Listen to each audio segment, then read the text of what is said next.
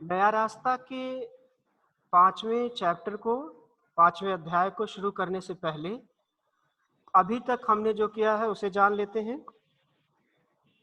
अभी जब हमने पूरी कहानी में ये देख लिया, अभी तक जो घटनाएं हुई उसमें, कि दयाराम जी जब यह सुनते हैं कि उन्होंने मीनू को नापसंद कर दिया है और आशा के साथ अमित की शादी करना चाहते हैं, तो वो आशा का रिश्ता लेकर के मायाराम जी के घर जाते हैं।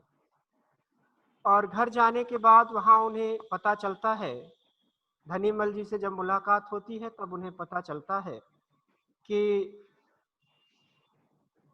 सच्चाई यह नहीं थी, बल्कि पैसे की लालच में आकर के अमित के परिवार वालों ने आशा के रिश्ते के संदर्भ में बात की थी, जबकि वो अधिक पैसा प्राप्त करने की आशा में धनीमल जी की बेटी सरिता से विवाह कर रहे हैं।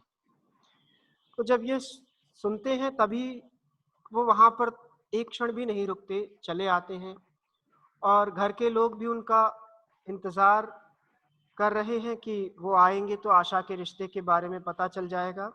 वापस आने पर दयाराम जी का उदास चेहरा देखकर सभी समझ गए कि आशा के रिश्ते के लिए भी मना हो गई, और सच्चाई जानने पर सभी का हृदय मायाराम जी के परिवार के प्रति घृणा यानी नफरत से भर गया।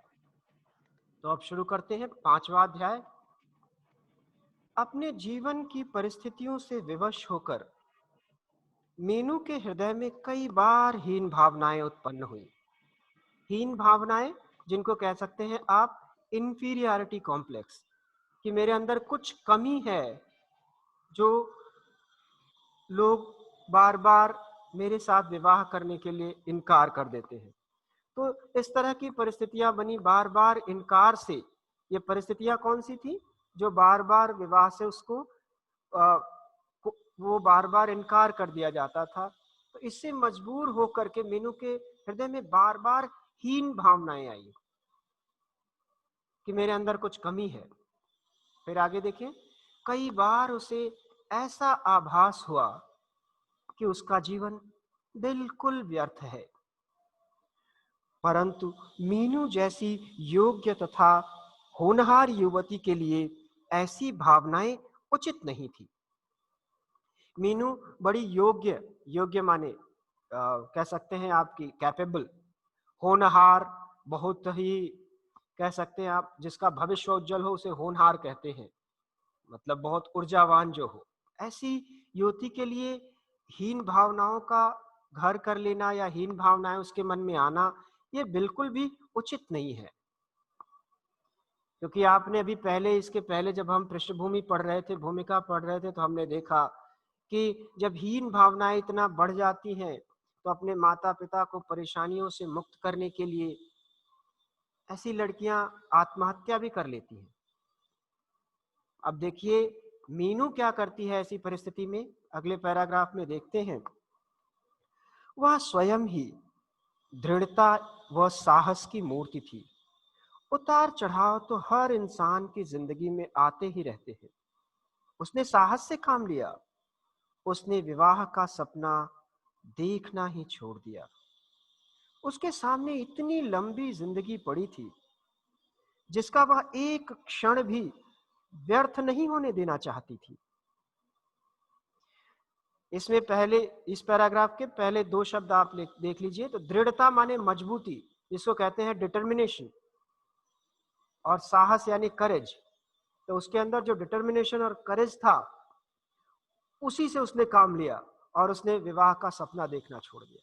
और अभी जो उसके जीवन का जो एक एक पल है वह उसे बेकार नहीं होने देना चाहती थी। तो क्या करना चाहती थी, आगे देखें। यूं तो बचपन से ही उसकी वकील बनने की इच्छा थी, परंतु उसके माता पिता की इच्छा न थी कि वे उसे हॉस्टल भेजे। आज मीनू के मन में उभरी लगन को देखकर उन्होंने उसे वकालत पढ़ने की आज्ञा दे दी। वकालत जानते हैं, लॉ की पढ़ाई करने के लिए। मीनू ने मेरठ में वकालत में दाखिला ले लिया था। उसके हृदय में लगन थी, कुछ बनने की, कुछ कर दिखाने की। अपने पांव पर खड़े होकर वह इतना पैसा कमा लेना चाहती थी कि जिससे समाज में सिर ऊंचा करके रह सके। वह समाज में चारों ओर इस समाज में चारों ओर पैसे की ही तो इज्जत है। हर जगह पैसे का ही बोलबाला है। बस पैसा, पैसा, पैसा। हर व्यक्ति इसी होड़ में जुटा है। अब इसमें जो मुख्य शब्द आए, इसमें देखिए उसके हृदय में लगन थी। उसके हृदय में लगन थी मतलब बहुत कुछ करने की इच्छा थी। और लास्ट इस अवतरण के अंत में एक शब्द आया है, होड़ में जुटा है। माने हर व्यक्ति इसी प्रतियोगिता में लगा हुआ है, इसी कंपटीशन में लगा हुआ है कि मेरे पास ज्यादा पैसा हो। इसीलिए वो चाहती थी कि वह अपने पैर पर खड़ी हो सके, आत्मनिर्भर बन सके और समाज में कुछ कर सके। अब आगे देखते हैं। इसके अलावा भी यदि कोई कठिन शब्द हो तो आप मुझसे लिख करके या मुझसे अभी पूछ सकते हैं। मीनू पहली बार अपने माता पिता से अलग हो रही थी। अभी तक हमेशा साथ रहकर ही पढ़ी थी। 15 दिन ही तो रह गए थे उसके जाने में। कैसे रहेगी वह हॉस्टल में? कल्पना मात्र से वह सिहर उठती। परंतु यह सोचकर उसका रोम रोम पुलकित हो उठता कि वह भी एक वकील बनेगी।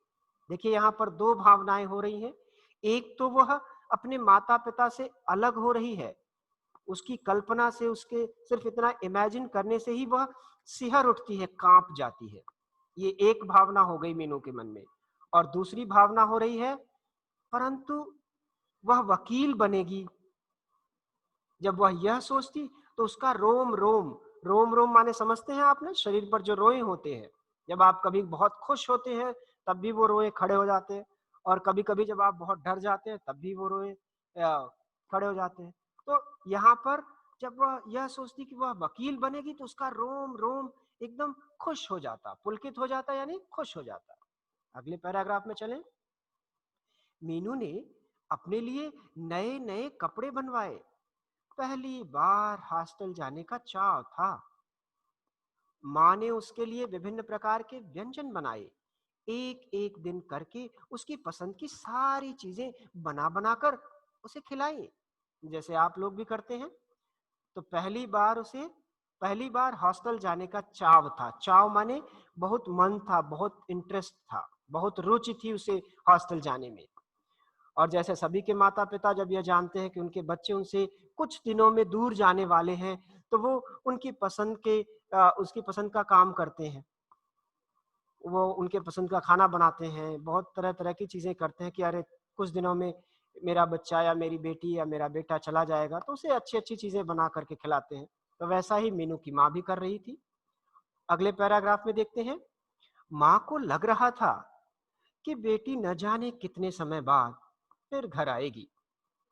पिताजी भी जब ऑफिस से आते तो उसके खाने के लिए कुछ न कुछ अवश्य लाते।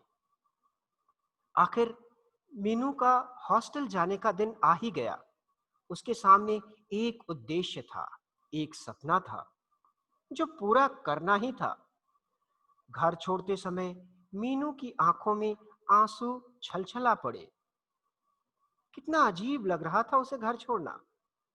अपनी माँ व भाई बहन से पहली बार अलग हो रही थी। माँ ने उसे सीने से लगाकर आशीर्वाद दिया।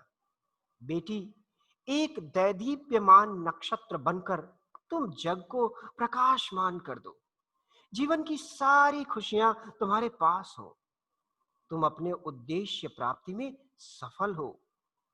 यही ईश्वर से मेरी प्रार्थना है। अब इसमें इस अवतरण में देखिए, कठिन शब्दों में हमें लगता है ये बेटी एक दैदीप्यमान नक्षत्र बनकर। दैदीप्यमान माने प्रकाशवान, जैसे सूर्य है वो प्रकाश फैलाता है, ऐसे ही जो ऐसे नक्षत्र जो प्रकाश, जिनसे प्रकाश निकलता है, वो कहते हैं कि ऐसे ही प्रकाश निकलने वाले नक्षत्र की तरह, ग्रह की तरह तुम पूरी दुनिया को, जैसे सूर्य प्रकाशित कर देता है अपनी रोशनी से पूरे संसार को, वैसे ही तुम भी एक प्रकाशवान नक्षत्र बनकर पूरे जग को, पूरे प्रकाश को, पूरे संसार को आलोकित कर दो, प्रकाश से भर दो। और हर माता पिता जैसा माँ चाहते हैं वैसा ही आशीर्वाद वो माँ भी दे रही है कि जीवन की सारी खुशियां तुम्हारे पास हो और तुम जिस उद्देश्य से जा रही हो वह उद्देश्य तुम्हारा पूरा हो। यही प्रार्थना करके ऐसा ही आशीर्वाद माँ देती है। फिर आगे चलें। अपने माता पिता का आशीर्वाद और छोटे भाई बहन का प्यार साथ लिए मीनू ऐसी डगर पर चली जा रही थी जहां उसे यह नहीं ज्ञात था कि कितने परिश्रम के बाद उसे सफलता मिल सकेगी, परंतु अपने जीवन का एक उद्देश्य बनाकर उसकी पूर्ति के लिए वह अपने कदम बढ़ाए जा रही थी। यहाँ पर डगर शब्द आया है। डगर का मतलब होता है रास्ता। मीनू एक ऐसे रास्ते पर चल पड़ी है जहां पर उसे पता नहीं है कि उसे कितने परिश्रम की आवश्यकता पड़ेगी, कितना परिश्रम उसे करना पड़ेगा, लेकिन फिर भी वह चल चल चुकी है। आगे देखिए। हॉस्टल पहुंचने पर शुरू शुरू में मीनू का बिल्कुल भी दिल नहीं लगा। कुछ नया व अजीब सा प्रतीत हुआ। शुरू में वहां उसकी अधिक सहेलियां भी नहीं बन पाई। वह अपना अधिकतर समय अपनी पुस्तकों के साथ ही लगाती। हाथ में किताब लिए लिए वह अतीत की स्मृतियों में खो गई। जब वह छोटी थी तो एक दिन उसके पिताजी ने उससे पूछा था, बेटी तुम बड़ी होकर पढ़ लिख कर क्या बनोगी? नन्ही मीनू ने जवाब दिया था, पिताजी मैं पढ़ लिख कर वकील बनूंगी, मुझे वकील बनना बहुत अच्छा लगता है। तभी पास बैठी माँ ने कहा था, अरे हट, वकील वगैरह कुछ नहीं बनना है। अरे कौन पढ़ाएगा तुझे इतना? बस 18 साल की उम्र में शादी कर देंगे, फिर लड़कियों को कौन पढ़ाता है इतना? लड़कों की बात और है। देखिए इस अवतरण में उस समय में किस तरह के विचार होते थे समाज में, माँ और पिता क्या सोचते थे, लड़के और लड़कियों में जो अंतर होने की बात अभी हम आप नहीं समझते हैं। क्यों? क्योंकि अभी आप एक ऐसे समाज में रहते हैं जहां चाहे लड़की हो चाहे लड़का हो, सभी को एक जैसा व्यवहार उसके उनके साथ किया जाता है, सभी को एक जैसे अवसर प्रदान किए जाते हैं। लेकिन पहले ऐसे नहीं था। पहले लड़की है तो उसके लिए एक अलग कह सकते थे प्रशिक्षण दिया जाता था, अलग तरह की बातें उसके साथ की जाती थी। लड़का है तो उसके साथ एक अलग व्यवहार होता था। तो ये अंतर इस अवतरण में दिखाया गया है कि लड़कियों को कौन पढ़ाता है, लड़कों की बात और है। समय बदल रहा है, हम बदल रहे हैं, हमारा समाज बदल रहा है। चलिए आगे देखते हैं अगले अवतरण में। माँ की यह बात सुनकर मीनू के दिल को ठेस पहुंची थी।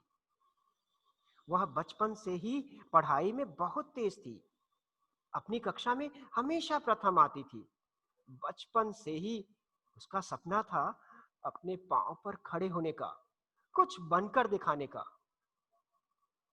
अभी मीनू अतीत की स्मृतियों में खोई थी कि इतने में उसकी सहेली माया ने आकर कहा, मीनू मीनू देखो, तुम्हारे पिताजी आए हैं, गेस्ट रूम में बैठे हैं।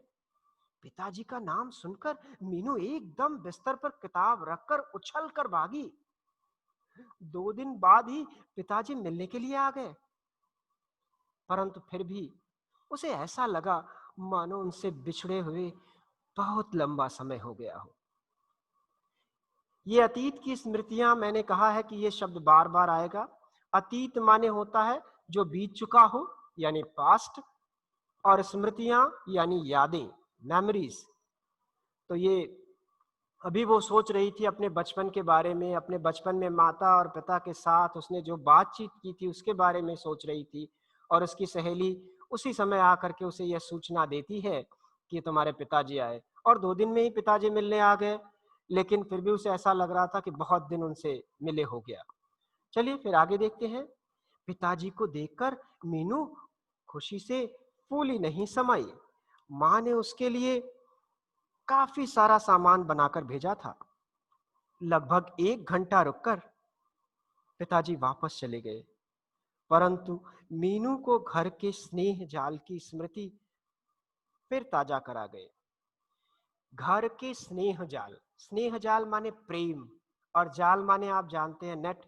तो प्यार का जो जाल होता है, वो प्यार की जो बातें वो धीरे धीरे उनसे बाहर निकल रही थी, वो सारी बातें फिर से उन यादों को वो ताजा करके गए। फिर से पिताजी आए और गए, तो फिर से वही चीजें मन में उसके आने लगी। तो ये अध्याय यहीं समाप्त हो जाता है। यदि आप लोगों को कोई शंका हो तो मुझसे पूछ सकते हैं।